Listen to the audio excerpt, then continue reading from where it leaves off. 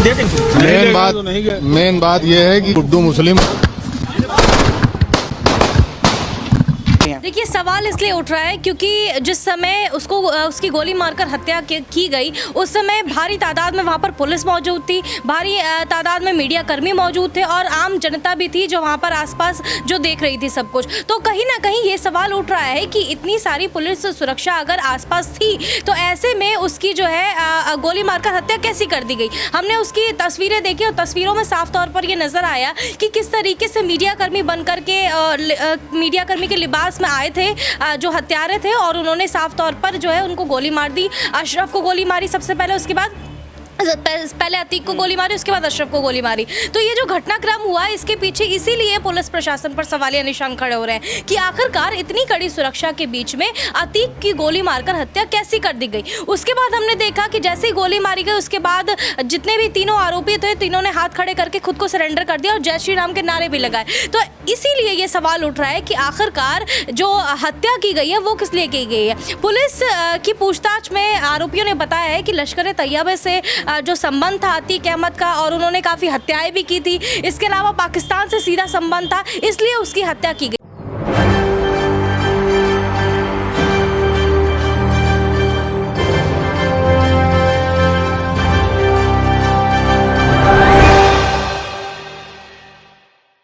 अतीक अहमद उत्तर प्रदेश का एक ऐसा माफिया जिसको डर था कि कहीं उसका एनकाउंटर ना हो जाए। एनकाउंटर तो नहीं हुआ, लेकिन इसके बावजूद भी ये एनकाउंटर से कम नहीं था। दर्शकों, आपको बता दें कि पुलिस प्रशासन अतीक अहमद के साथ था, इसके बावजूद भी गोली मार दी जाती है, 9 राउंड की फायरिंग होती है और अतीक अहमद जो है ध्वस्त हो जाता है। आखिर क्यों? क्या पुलिस प्रशासन की साजिश थी? क्या बीजेपी की साजिश थी? या फिर समाजवादी पार्टी का भी कोई हाथ हो सकता है?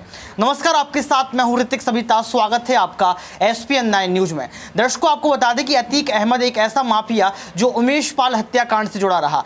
आपको बता दें कि इसको बाहुबली भी कहा जाता रहा और इसके साथ साथ कुछ दिन पहले यानी कि 2 या 3 दिन पहले अतीक अहमद के पुत्र असद अहमद का भी जो है यहाँ पर एनकाउंटर हुआ। झांसी में हुआ और गुलाम भी उसमें शामिल था, यानी कि असद अहमद का जो मित्र रहा। लेकिन ऐसा क्या होता है कि यहाँ पर अतीक अहमद को जो है डायरेक्टली शूट कर दिया जाता है। शूट करने वाले कौन है? यहाँ पर एक नाम सामने आता है, उसका नाम है लवलेश। जी हाँ, लवलेश नाम है और उसके पिता ने साफ तौर पर, यज्ञ कुमार ने ये बात कह दी है कि मेरा बेटा गुंडा है। ये बोल दिया है कि मेरे बेटा जो है मैं उससे बातचीत नहीं करता हूँ, काफ़ी दिन से घर से बाहर है। यानी कि देखा जाए तो पुलिस प्रशासन खुलासा तो कर रही है, लेकिन छुपके इसी मुद्दे को लेकर हमारे साथ बातचीत करने के लिए मौजूद हैं हमारे सहयोगी मानसी। आपका बहुत बहुत स्वागत है मानसी। क्या आपको लगता है कि जो अतीक अहमद का यहाँ पर हत्या की गई है इसमें किसकी साजिश हो सकती है? क्योंकि पुलिस वाले मौजूद थे, पूरा बल मौजूद था, इसके बावजूद भी ना पुलिस प्रशासन का कुछ होता है ना मीडिया कर्मियों का कुछ होता है, डायरेक्टली शूट किया जाता है। यहाँ पर अशरफ और जो है अतीक ध्वस्त हो जाते हैं। देखिए, सवाल इसलिए उठ रहा है क्योंकि जिस समय उसकी गोली मारकर हत्या की गई उस समय भारी तादाद में वहाँ पर पुलिस मौजूद थी, भारी तादाद में मीडिया कर्मी मौजूद थे और आम जनता भी थी जो वहाँ पर आसपास जो देख रही थी सब कुछ। तो कहीं ना कहीं ये सवाल उठ रहा है कि इतनी सारी पुलिस सुरक्षा अगर आसपास थी तो ऐसे में उसकी जो है गोली मारकर हत्या कैसी कर दी गई। हमने उसकी तस्वीरें देखी और तस्वीरों में साफ तौर पर ये नजर आया कि किस तरीके से मीडिया कर्मी बनकर के मीडिया कर्मी के लिबास में आए थे जो हत्यारे थे और उन्होंने साफ तौर पर जो है उनको गोली मार दी। अशरफ को गोली मारी सबसे पहले, उसके बाद पहले अतीक को गोली मारी, उसके बाद अशरफ को गोली मारी। तो ये जो घटनाक्रम हुआ इसके पीछे इसीलिए पुलिस प्रशासन पर सवालिया निशान खड़े हो रहे हैं कि आखिरकार इतनी कड़ी सुरक्षा के बीच में अतीक की गोली मारकर हत्या कैसी कर दी गई। उसके बाद हमने देखा कि जैसे ही गोली मारी गई उसके बाद जितने भी तीनों आरोपी थे तीनों ने हाथ खड़े करके खुद को सरेंडर कर दिया और जय श्री राम के नारे भी लगाए। तो इसीलिए ये सवाल उठ रहा है कि आखिरकार जो हत्या की गई है वो किस लिए की गई है। पुलिस की पूछताछ में आरोपियों ने बताया है कि लश्कर तैयबा से जो संबंध था अतीक अहमद का और उन्होंने काफ़ी हत्याएं भी की थी। इसके अलावा पाकिस्तान से सीधा संबंध था, इसलिए उसकी हत्या की गई है। तो सीधे तौर पर आरोपियों ने साफ कर दिया है कि कहीं ना कहीं ये भी उठता है कि उत्तर प्रदेश के जो निकाय चुनाव नज़दीक हैं, 4 मई को जो है निकाय चुनाव यहाँ पर होने हैं।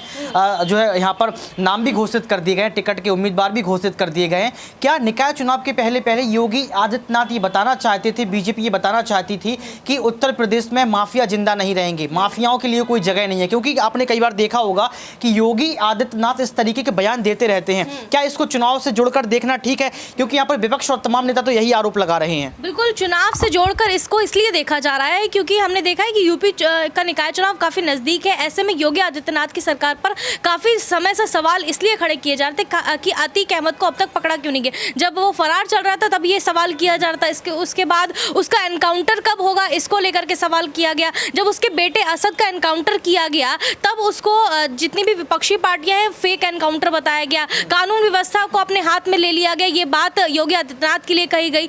ऐसे में ये तमाम आरोप योगी आदित्यनाथ पर इस वक्त लग रहे हैं कि कानून व्यवस्था को अपने ही हाथ में ले रही है। यानी कि हालांकि उच्च स्तरीय जांच की जो है बात योगी आदित्यनाथ की तरफ से कही जा रही है, लेकिन सवाल यही उठ रहा है कि इतनी कड़ी सुरक्षा के बीच अगर उसको गोली मारी गई है तो कहीं ना कहीं योगी आदित्यनाथ पर सवाल उठ रहे हैं, कानून व्यवस्था पर सवाल उठ रहा है। मायावती ने भी ट्वीट करके ये सवाल किया है कि आखिरकार इतनी कड़ी सुरक्षा के बीच कैसे अतीक की गोली मारकर हत्या कर दी गई। तो यही कहीं ना कहीं पुलिस प्रशासन पर सवाल खड़े कर रहे हैं। याद होगा मानसी, कुछ दिन पहले ही अतीक ने ये बयान दिया था कि उसको डर है, यानी कि उसको ये डर था कि उसकी हत्या की जा सकती है, एनकाउंटर किया जा सकता है। आपको ये भी याद होगा कि जब उसको प्रयागराज लाया जा रहा था तो उस समय उसकी फैमिली की गाड़ियां उसके पीछे गईं। उसको इतना डर था कि वो गाड़ी से बाहर भी नहीं निकल रहा था।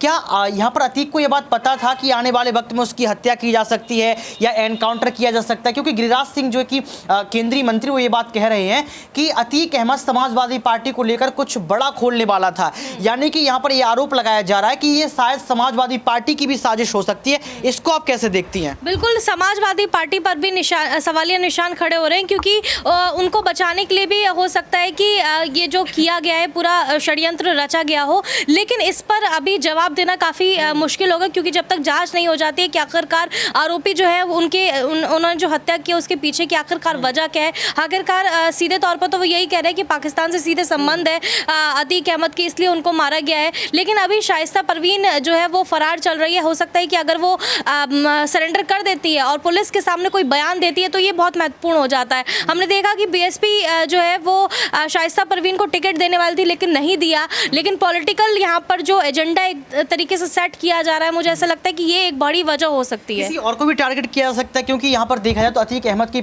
जो परिवार उसको बहुत डर था।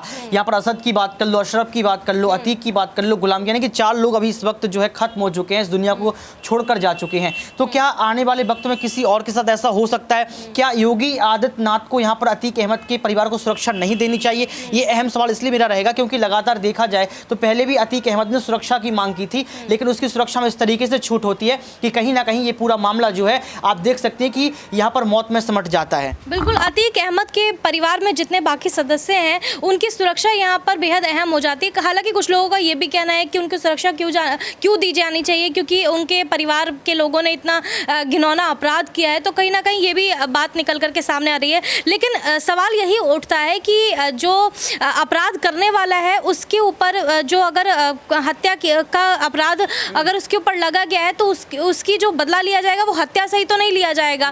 तो ये सवाल लगातार बना हुआ है कि आप कानून व्यवस्था अगर अपने हाथ में ले लेते हैं, अपने हाथ में ही सब कुछ ले लेंगे तो फिर कोर्ट किस लिए बना है और पुलिस प्रशासन किस लिए है? तो सारी चीज़ें अगर सरकार की तरफ से ही की जा रही हैं तो कहीं ना कहीं ये सवाल तो सरकार से पूछा जाएगा ना। देखिए मानसी, एक सवाल ये भी है कि अतीक अहमद को जब शूट किया गया उस समय मीडिया कर्मी भी मौजूद थे, पूरा वीडियो शूट कर लिया गया, किस तरीके से क्या कुछ हुआ इसकी तस्वीर जगजाहिर हो चुकी है। मैं आपसे ये जानना चाहता हूँ कि यहाँ पर पुलिस प्रशासन मौजूद था, किसी को इतना कुछ नहीं हुआ, मीडिया कर्मियों को जो है यहाँ पर गोली नहीं लगी, क्या पुलिस प्रशासन को इस बात का पता था कि ऐसा कुछ होने वाला है? क्योंकि आप ये देखिए कि सिर्फ अशरफ और अतीक दोनों को ही शूट किया गया। देखिए पहले ही काफ़ी समय पहले ही पुलिस प्रशासन सतर्क हो गया था कि हत्या की जा सकती है, एनकाउंटर किया जा सकता है। वो अपनी सिक्योरिटी टाइट होने का लगातार बात कर रहा था कि मेरी सुरक्षा जो है वो कड़ी होनी चाहिए, मेरे जो परिवार वाले उनको सुरक्षा दी जानी चाहिए और पुलिस भी मुस्तैद थी। लेकिन इसीलिए सवाल खड़ा हो रहा है ना कि अगर इतनी पुलिस वहाँ पर मौजूद थी तो ऐसे में कैसे आप पहचान नहीं पाए? अगर मीडिया कर्मी ही बन करके वो आरोपी आए थे तो आप उनको कैसे पहचान नहीं पाए? आप इतनी सुरक्षा तो दे ही सकते थे ना कि आसपास कोई भी मीडिया कर्मी ना आए। आप लगातार वो बयान दे रहे थे, मतलब अशरफ भी मीडिया कर्मी को अपना बयान दे रहे थे और अतीक भी दे रहे थे, तो लगातार ये चीज़ सामने आई। तो ऐसे में सुरक्षा में चूक हुई है, यही एक बड़ा सवाल बना हुआ है। सुरक्षा में चूक हुई है, लेकिन उत्तर प्रदेश पुलिस प्रशासन पर जो सवाल खड़े किए जा रहे हैं वो ये बताता है कि कहीं ना कहीं चूक तो हुई है, क्योंकि लगातार देखें तो अतीक अहमद कुछ कहना चाह रहा था, उसके बेटे का जो एनकाउंटर हुआ उसके बाद से ही देखा गया कि अतीक अहमद रो रो कर बुरा हाल कर चुके थे। लेकिन दर्शकों, अंतिम सवाल आपसे रहेगा कि क्या जो राजनीति का स्तर अब योगी आदित्यनाथ और समाजवादी पार्टी में सिमट गया है, क्या ये ठीक है? क्योंकि एक तरफ देखा जाए तो योगी आदित्यनाथ पर भी सवाल खड़े किए जा रहे हैं, तो दूसरी तरफ समाजवादी पार्टी पर भी सवाल खड़े किए जा रहे हैं। लेकिन मसला क्या है, कैसे क्या हुआ, इसका कुछ पता नहीं चल रहा है। लेकिन दर्शकों, आपको क्या लगता है कि जो अभी हत्या हुई है, जो मौत हुई है, उसका सबसे बड़ा कारण क्या हो सकता है? कमेंट बॉक्स में आप जरूर बताएं। आज के लिए सिर्फ इतना ही। देखते रहिए SPN9 न्यूज़।